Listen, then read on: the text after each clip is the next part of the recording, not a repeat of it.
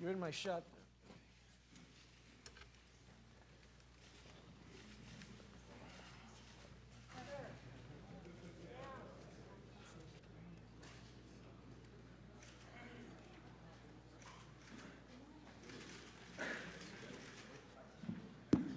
Ladies and gentlemen, the President of the United States and the President of the Soviet Union.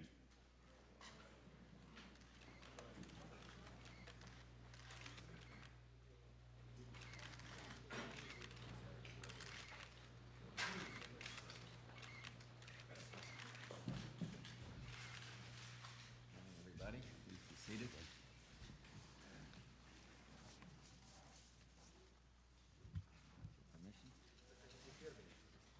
Well, when President Gorbachev and I were at Malta, we agreed that we would try to build a fundamentally different U.S.-Soviet relationship, one that would move beyond containment to an era of enduring cooperation. At the time, no one knew the momentous events that would unfold around the world, and our task is, if anything, more urgent, and the case for a new U.S.-Soviet relationship more compelling, because the opportunities before us are so great. We've not shied away from discussing issues about which we disagree. There were some tough ones before us, particularly the aspiration of the Baltic peoples, a cause which the United States fully supports. I think it's a mark of how far the U.S.-Soviet relationship has come that in all our exchanges, whether about issues on which we agreed or disagreed, the spirit of candor and openness, a desire not just to understand but to build bridges, shone through.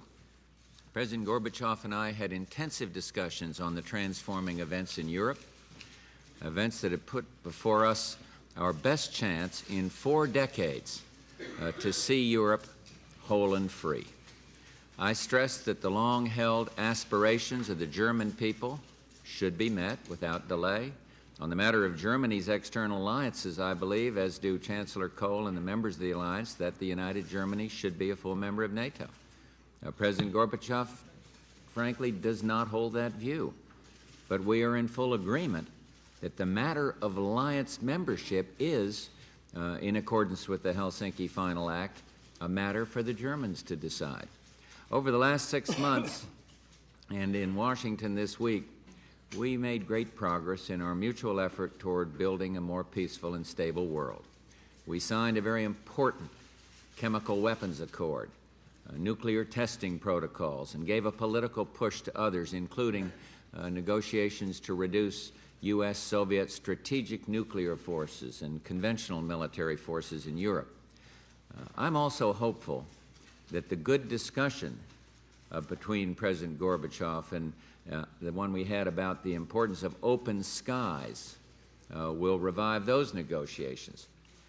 We discussed regional issues and human rights in considerable detail, made progress in the economic sphere, concluding a commercial agreement, a long-term grains agreement, and in closing, let me say how productive I really feel the last few days have been. President Gorbachev and I have agreed to meet on a regular basis, perhaps annually. Both of us would like to think that we can get together more often with less formality. Because you see, we're now at a stage in the U.S.-Soviet relationship and indeed in world history where we should miss no opportunity to complete the extraordinary tasks before us. Mr. President, it's been a pleasure having you here, sir.